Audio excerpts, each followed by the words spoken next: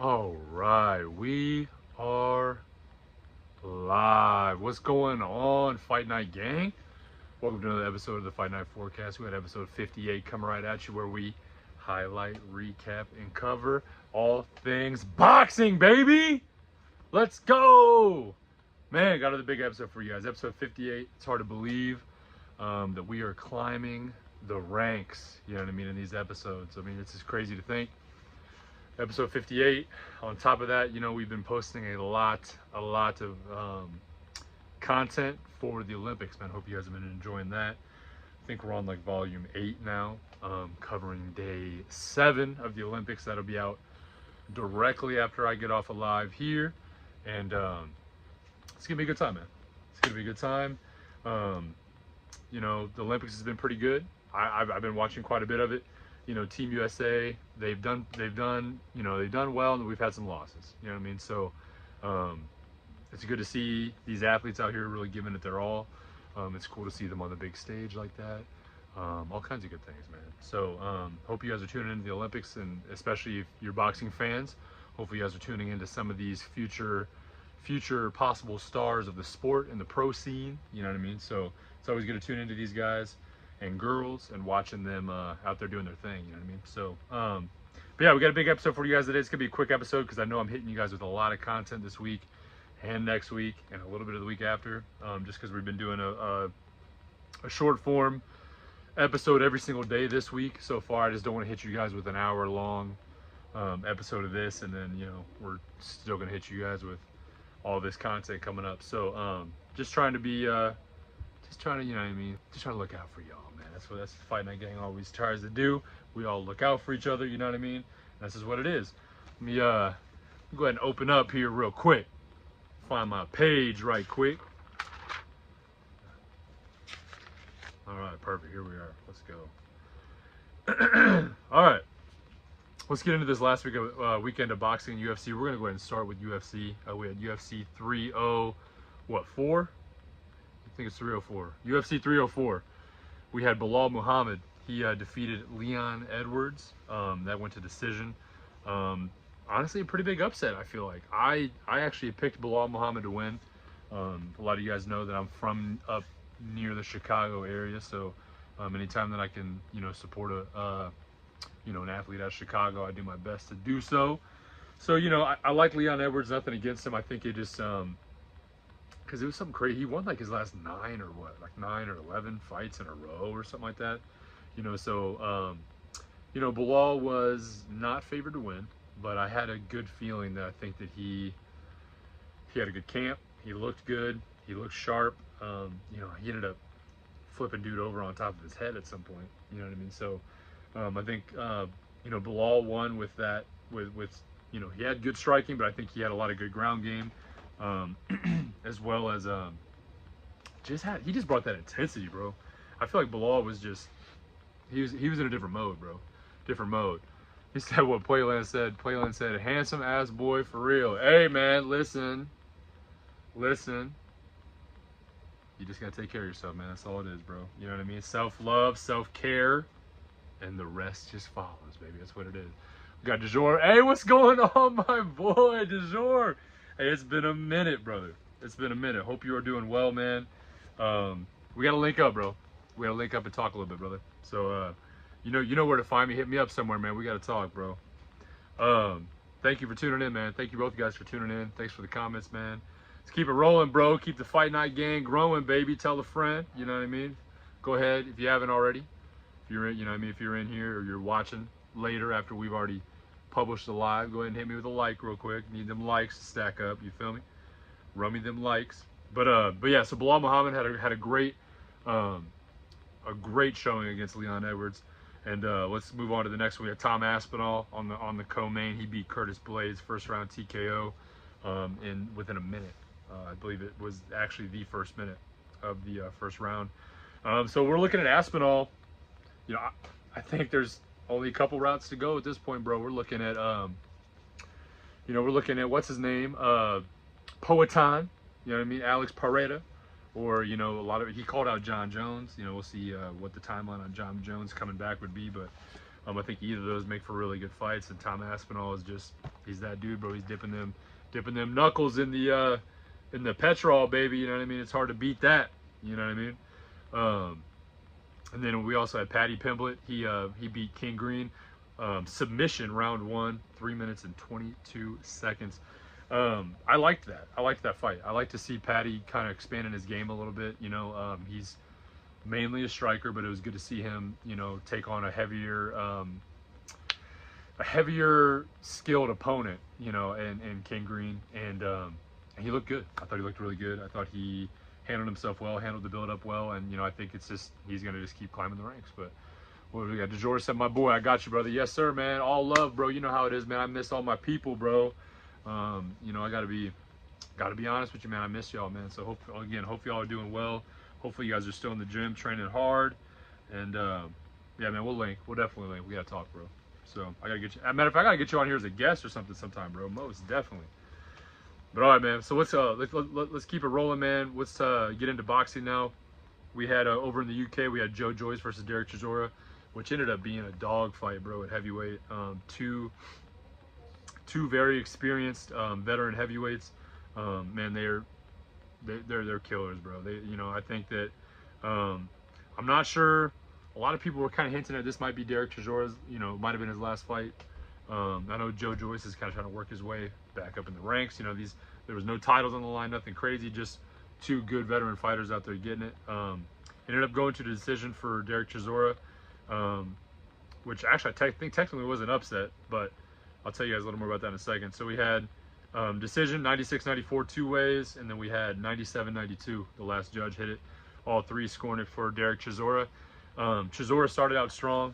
You know, he's I think even Usyk said that was the hardest puncher he ever faced. You know what I mean? So we always know that Chisora is a tough opponent, hits hard.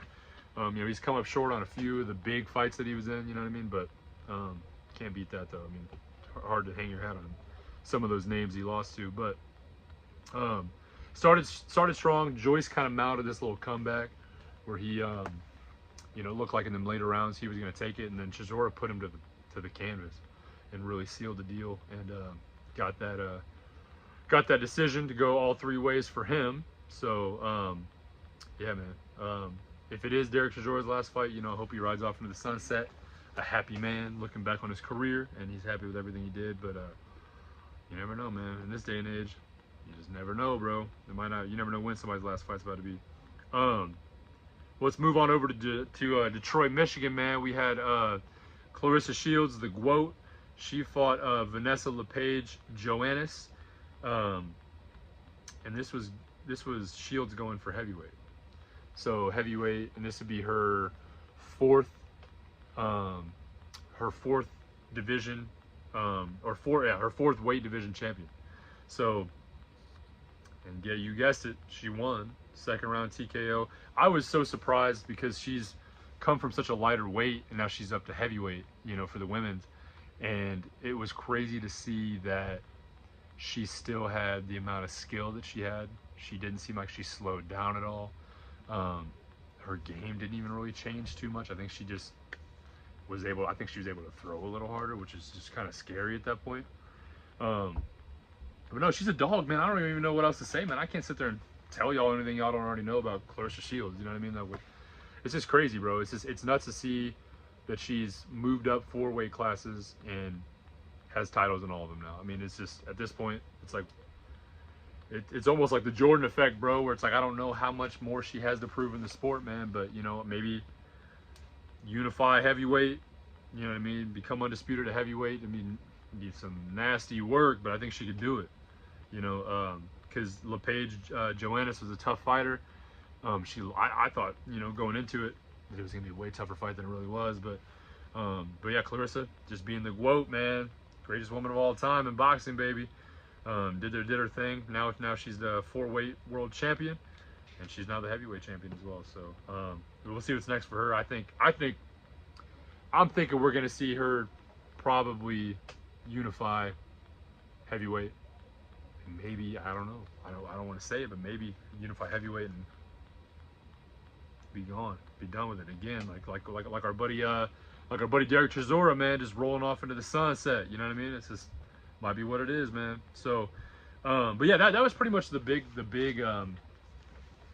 scoop really for last weekend. Wasn't too much going on. It was kind of that first weekend of the Olympics, so I think they kind of probably stacked that way for a reason. You know what I mean? There was a lot of attention on the opening ceremony and that first weekend of all of the sports going on. A lot going on because it was the early rounds. Got a lot of athletes going at once, so I think that kind of just was the reason for a little more downtime probably in the sport. But you know, it was a good chance. I mean, I spent most of the weekend. You know, I watched Clarissa Shields, and I ended up watching a little bit of the Joe Joyce fight. You know, I spent a lot of the weekend watching the Olympics, man. Again, for those of you guys who are just kind of joining in, you know, we're doing a day-by-day recap of what's going on in the Olympics with Dr. Christy Halbert, who is a former 2012 Olympic coach. So, you know, if you want some real inside, detailed analysis on what's going on in the Olympic world, you know, we're covering Team USA and we're covering everything. So it's not just, you know, if you're not a U.S. subscriber, which I know I got quite a few of y'all that are not, you know, residing in the U.S. that follow me, but you know, we're covering a little bit of everything, man. So, you know, go hit them up. We got a whole mini series, Tournament Talks, Paris 2024 Games edition, and yeah, I think we're on like volume 7 now, man. And they're quick. They're all less than 10 minutes. So I mean, if you know want to go back a few days and catch up, and be like, oh man, I missed multiple days, go catch up. It won't take that much time. You know what I mean? It's the beauty of it. All right, but let's get into this weekend of boxing here. Let me pull up the boxing schedule here for this weekend. I don't know what's going on, man. I feel like I got something in my throat today, man. Kind of messing my voice a little bit. All right, let's go. All right, boom, boom, boom. Let's see what we got. All right, so let's start here. In Barnsley, England, we have Caroline Dubois versus Myra Moneo. 10 rounds for Moneo's WBC Women's Interim Lightweight title. Zach Chelly versus Colin Simpson. I'm a big fan of Colin Simpson. He's a prospect making his way up in the super middleweight division. So this is actually going to be for Chelly's British super middleweight title. So it'd be cool to see. You know, I don't know much about Zach Chelly, but I do know a lot about Colin Simpson. So, you know, it might be one of them deals, you know what I mean? Boy might get that little, you know what I mean, British middleweight strap, baby.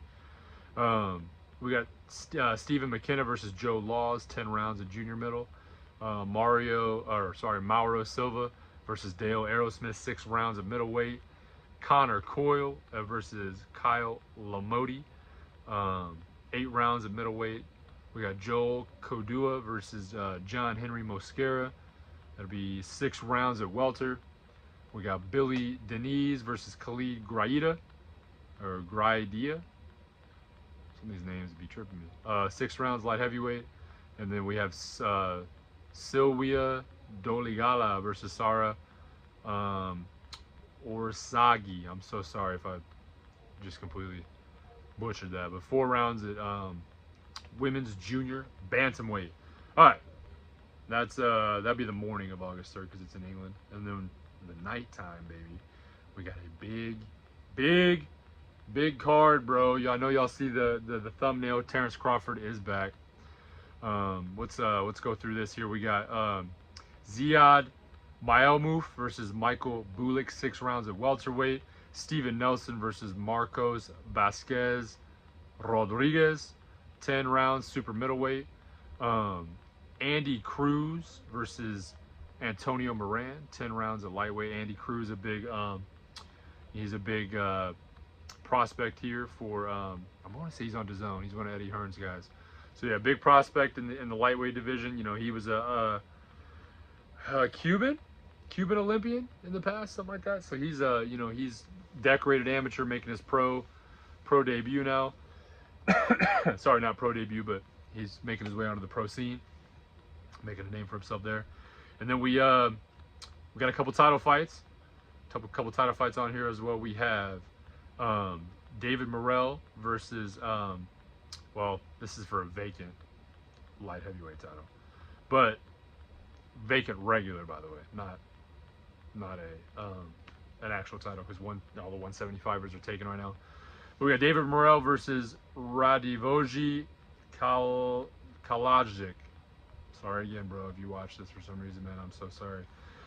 It's for the WBA vacant regular light heavyweight title. So David Morrell is going to be fighting at 175 instead of 168. That's interesting.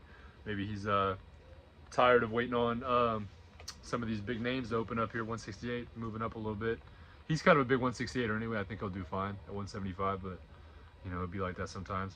Another title fight, we got Isak Pitbull Cruz versus Jose Valenzuela. 12 rounds for Cruz's WBA junior welterweight title. So that'd be at 140. I like that fight. I think that fight's going to be very interesting. I think it's going to be a good fight. I think it's going to be maybe one of the sleepers of the night. You know, I know a lot of people hate on Pitbull Cruz. And you know, Valenzuela's made his way up. I think it's going to be a good fight. It's going to be a good fight. I think this is going to be a fun fight to try to do some parlays on if you're into betting. And I will have some, you know, I'll see if I can post a little something for y'all, get a little something going. Another fight we got, Andy Ruiz versus Jarrell Big Baby Miller. Excited to see Andy Ruiz back, man. It's been a little minute since we've seen him. I think it's going to be a good time. Miller's no slouch. I think it's a good comeback fight for him. I'd like to see what Andy Ruiz has coming down the pipeline. Maybe he might be making a shot at the title.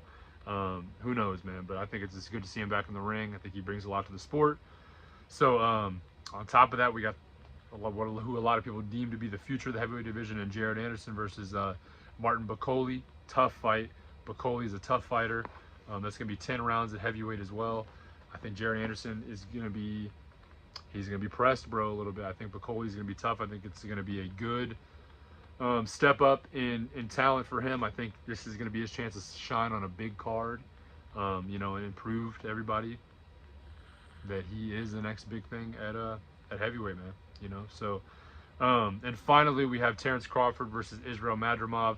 12 rounds for Madrimov's WBA Super Junior Middleweight title and the vacant WBO Interim Junior Middleweight title. So this is technically a unification bout, even though one's vacant. So yeah, we're trying to get two titles here on the line at 154 pounds. So you know, I mean, I think if you know I think honestly, either guy that wins out of this, I think we're looking at whoever wins could be fighting Lil Charlo, man. So we'll see. I think that'll be an amazing fight.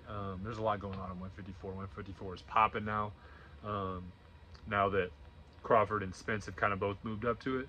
I don't think Spence is technically locked in yet on that Fundora fight. Could be wrong on that. I have to look, but I don't see anything coming down the pipeline on that yet. But I know they're in the talks for that. So Spence is looking to make his 154 debut. Crawford is making his 154 debut tomorrow. I believe they weighed in already today.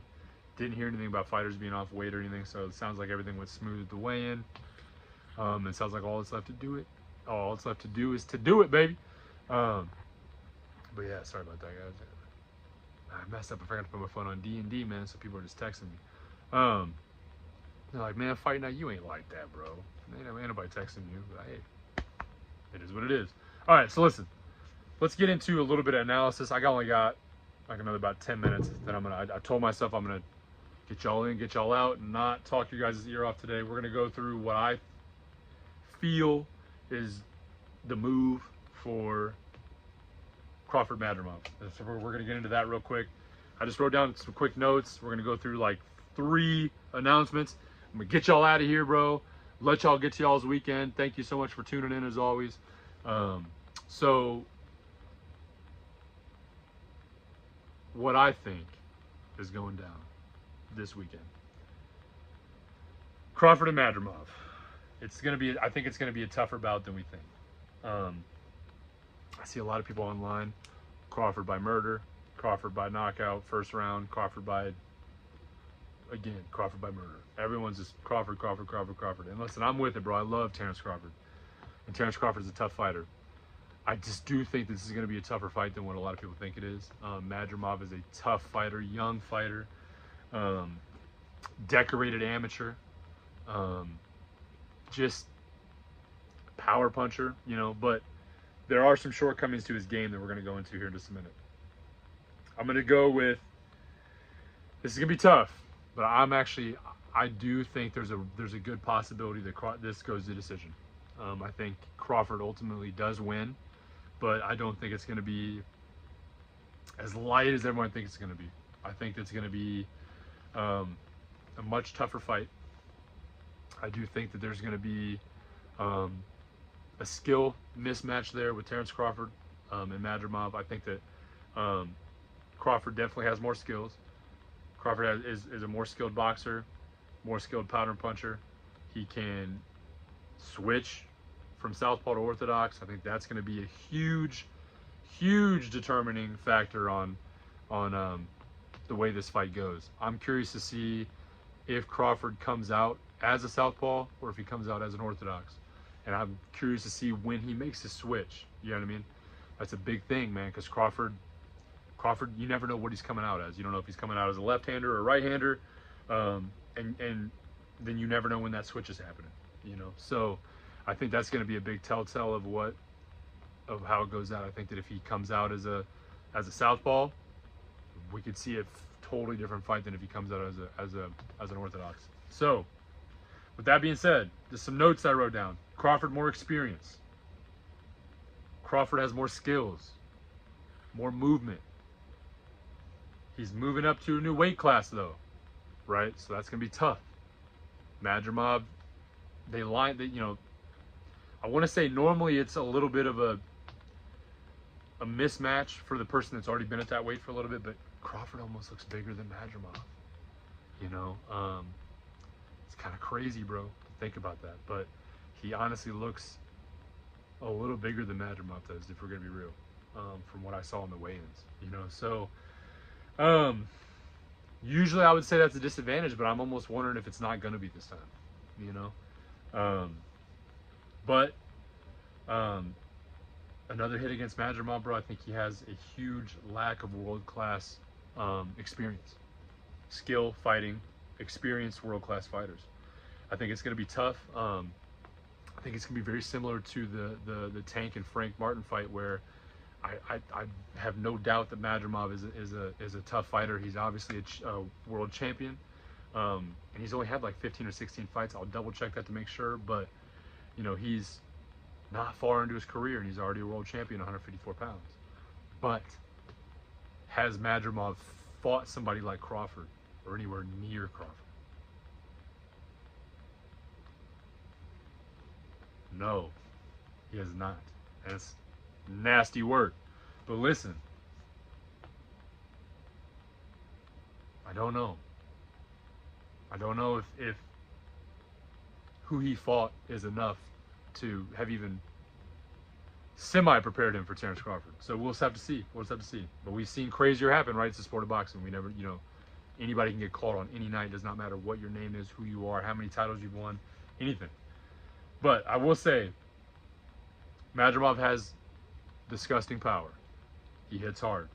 But on the flip end, he lacks tight defense, right? He gets caught. He falls into a lot of shots. We've seen that. We've seen him do that. And I'll be very surprised if Terence Crawford doesn't download that information mid-round or even the first half of the fight or whatever the case may be, and starts to capitalize on that with counter-punching, capitalizing the fact that he falls into his punches a lot. What I mean by fall into his punches is he moves into his punches a lot. So when he throws, he's moving into them. I have a hard time believing that Crawford's not going to sit there and counter-punch that all day. And I think it's like, how does someone like Crawford not take advantage of that? You know what I mean? So I think we do see that a lot. I think we're going to see a lot of countering. We're going to see a lot of small mistakes made by Madrimov just because he's a younger fighter. Has not had that world-class experience just quite yet, right? I think we're going to see a lot of his mistakes exploited by Terence Crawford. But on the same thing, Madrimov's a decorated amateur. He's got a lot of bouts. I don't think that the moment's going to be too big for him or anything like that. It could be, maybe a little bit. This is probably definitely the biggest stage he's ever fought on. But he's a tough dude. He's a tough dude. I think it's going to be exciting. Again, I'm thinking, I'm not sure Terence Crawford gets him out of there. We'll see. But Terence Crawford, he's finished his last 11 opponents. I think he's due for a decision. He's due for a decision. He's at a new weight. You know, I don't know. I think he's due for a decision. But if you want to counteract that, if you're betting this weekend, if you want to counteract that with a little bit of a hedge, I would go Terence Crawford between rounds 5 and 9 if it gives you the option to do group betting. Which, I mean, if I ever bet, I do FanDuel, and it usually gives me that option. It might give you the 4 through 8 option. I'm okay with that too. So if you are wanting to go with knockout, I would say knockout 4 through 8. You could even maybe argue 6 through 11, something like that. Somewhere in there. See what options are giving you guys for the group round bettings, and go with that route. I think I'm gonna probably bet decision though. I think I have some weird feeling, bro, that I think that Madrimov his ability to move forward, his power punching, all that. I think it's gonna make Terence Crawford respect him a little bit. I think it's gonna be a tougher fight than we think. It's gonna be a tougher fight than we think for sure. So we'll see. I've been wrong before. I've been right before, man. So we'll just see how it goes. But I'm leaning towards the decision. I really think decision's the move. But we will see what happens tomorrow, baby. That's the beauty of it, right there. All right, bet. So that's all I gotta say. Excuse me. That's all I gotta say about that. So I told you guys, man, something's going on my throat, man. I don't know what's up. But yeah, that's all I got to say about that. We'll see. I think the fight's going to be interesting. I'm tuning in big time. I think it's going to be dope fight. I think the whole card is stacked. You'd be goofy to not miss it, or you'd be goofy to miss it. But yeah, I think that it's going to be a really good card. So let's hit a few announcements real quick. I'm about to get y'all out of here just like I told you guys I will, man. Let's go. I ain't never lied to you, bro. Ain't never lied. I got like 3 minutes to run through these, and I'm going to get y'all out of here, bro. Y'all have a good weekend. So let's talk about Shakur and Tank. Very possible November 23rd. You know, I think that's right, before? The weekend before, the weekend after Thanksgiving, man. So gives them plenty of time in their camp, whatnot. It is not set yet. This is just they picked the date, and they're trying to, I think the contract's got to be sent still, and a few other things got to be worked out. But could be a big fight. It's got everyone buzzing, bro. Man, I was just in the barbershop the other day, bro, and everyone, you know, people in there know that I do a boxing podcast. As soon as I walked in, they tell me, we next thing you know, we're having barbershop talk, baby. We're in here like, hey, man, who you got fight night? Who you got, man? They're like, Shakur Tank. We had the whole barbershop talking, bro. That was nasty work, baby. So listen, and honestly, man, when I was in the shop, man, listen, people were 50-50 on it, bro. People were very 50-50 on this fight. I think it's going to be a good fight. I think it's good for the sport of boxing, man. It's going to be exciting. Let's move into the next one, man. We got Canelo stripped of the IBF title. He is no longer undisputed. He was supposed to fight William Skull, and that did not happen. And I guess Skull did not want to take that step aside money. He wanted that title shot, and he did not get it. So Canelo is fighting Edgar Berlanga for 3 of the 4 belts at 168 instead of being undisputed. And then last big announcement that I had, Devin Haney replaces Errol Spence back in the Ring magazine pound for pound. So Devin Haney's the 10th now. Errol Spence is out. We all know the controversy between, you know, the cheating and stuff with Ryan and Devin. And now Devin has his O back and a bunch of other, you know what I mean, mumbo jumbo. But yeah, so Devin Haney's back in the top 10. I don't really hate on it. It is what it is. There might be some more deserving fighters in there, but, you know, it is what it is, man. I'd be saying that a lot. But, you know, that's all I really got for today. People have been asking me about the Olympic deal with, you know, the, what is it, Algeria or Albania, or I think it's one of those two, versus Italy. You know, I'm staying out of it. You know, I don't, you guys know me. I promote positivity in the sport of boxing, and you guys know me. I'm a very big person when it comes to truth over narrative. I'm very factual. I like the facts. I don't like things that lay into narratives and stuff like that. And I don't like to breed hate, and I don't like this place to be a nesting ground of people breeding hate. So I'm gonna do my best to stay out of it. I don't think we have all the facts yet, and I think that's the biggest thing. That's why a lot of people have asked me about it, And the biggest thing I tell them is I got to study a little more on it. I got to read the facts. I'm not going to sit there, come on here with a platform that I have and tell you guys one way or another. This is not what I'm about. It's not what I'll do. I don't try to use this to steer anybody wrong. I try to use this platform to just shed light and positivity on the sport of boxing. It saves so many more lives than it takes. So that's my big thing. You know, I think that maybe I will be able to form an opinion on it eventually. I just don't think there's enough facts right now. There's a lot going on, a lot of narratives being spread, man, and I'm just not into it.